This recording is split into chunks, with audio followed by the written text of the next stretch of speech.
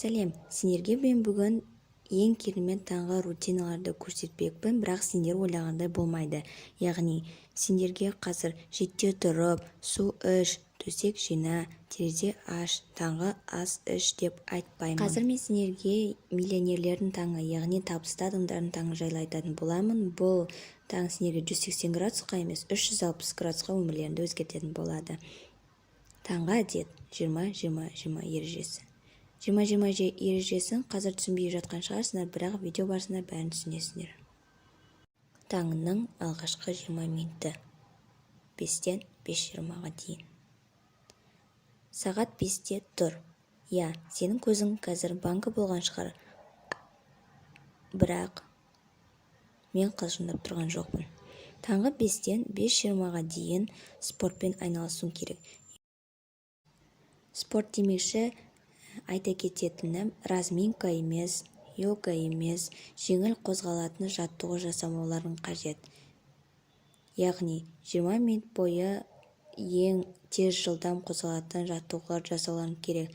Денелеріндегі барлық энергияны сыртқа шығаруларың керек. Ол әртүрлі спорттың түрі болуы мүмкін.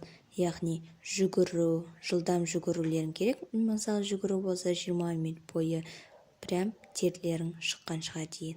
Немесе бокс, немесе әртүрлі бір жылдам орындалатын 20 минуттық жаттығулар болу қажет. Неліктен тек қана терлейтін жаттығулар? Себебі адам оянғаннан кейін қорқыныш жасаушылар миында қозғалысқа тұру керек, қозғалыс жасау керек. Яғни сендер сол қорқыныш жасаушыларын қозғалысқа кетіру үшін, сендер өздерінің қорқыныштарынан айырылу үшін терлейтін жаттығуларды жасасаңдар, сол қорқыныш жасаушылары кетіп қалады. Сондықтан да именно терлейтін жаттығулар, яғни жылдам қозғалысын жаттығулар істеу керек. Таңның екінші 20 минуты 5:20-дан 5:40-қа дейін. Осы 20 минут ең маңызды минут. Себебі осы кезде сен нағыз өзіңмен сырласуың керек. Яғни медитация жаса. Медитация дегеніміз өзіңнің шынайы версияңмен сырласу. Ешқандай артық дыбыс болмайтын жерде өзімен оңашада қалуың керек. Медитацияны қалай жасайтын білмесең, осындай сұрақтарға жауап беріп, тыныш жерде отырсаң болады. Яғни өзінің бүгінгі күнің қалай идеально өткен елесте, бүгін не істеуің керек, көңіл күйің қандай болу керек, немесе сен өзінің болашақта кім болғың келеді деген сұрақтарға жауап бер. Осы кезде сенің нағыз версияң болады. Яғни сен өзіңмен сырласуың қажет. Өзінің қалай күнің өту керектігін, болашақ қандай болады, яғни өзіңді қобалжытып жүрген сұрақтарға жауап беруің керек. Сол кезде сен нақты да тұрақты сұрақтарға жауап беруің керек. Және де тіптен де болмаса армандарды елестетуің керек, ойлануың керек. Ұмытып қалмайын десең, немесе ол вариант саған ыңғайсыз болса, дәптер арна, сол жерге күніңнің қалай өтуі керектігін жаз. Медитация кезінде түрлі ойлар келеді. Сол ойлар егер де идея болса, онда сол дәптерге де жазып қойсаң болады. Тіптен шүкіршілік жасаң да керемет болады. Осы процесстен кейін сен өзіңе энергия жинағандай боласың. Бір ұлы күш енген секілді болады.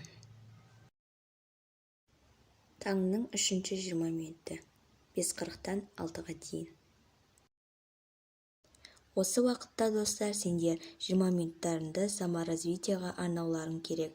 Өзіңе пайдалы кітап оқып, подкаст, аудио кітап тыңда, немесе бір арнайы вебинарға, немесе бір сабақтарың болса, соны орындасаңдар болады. Әйтеуір осы уақытта сендердің миларыңа жаңа ақпараттар қабылдануы қажет.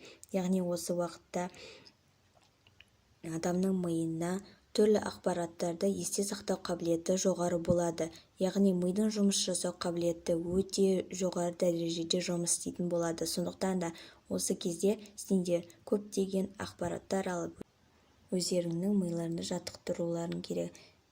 Айтып кеткенімде кітап оқысаңдар болады. Неше түрлі бағыттағы кітаптар емес, именно саморазвитие, өзінің психология деген кітаптарды, мотивациондық кітаптарды да оқысаңдар болады. Тек қана кітап емес, және де мотивациялық видеоларды да қарасаңдар болады.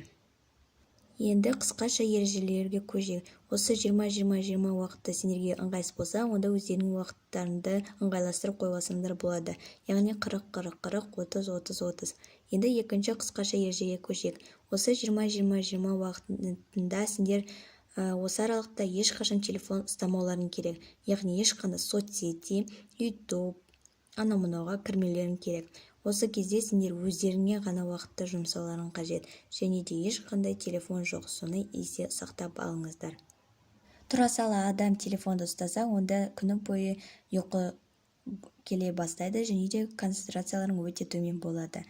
Міне достар, сендерге өте керемет видеомен бөлістім деген ойдамын. Егер де осы видеоның астына 40 лайк жиналса, онда келесі кешкі пайдалы рутиналарды айтатын боламын, яғни миллионерлердің немесе табысты адамдардың кешкі әдеттері. Ал енді міндетті түрде тіркеліп лайк басып кетті.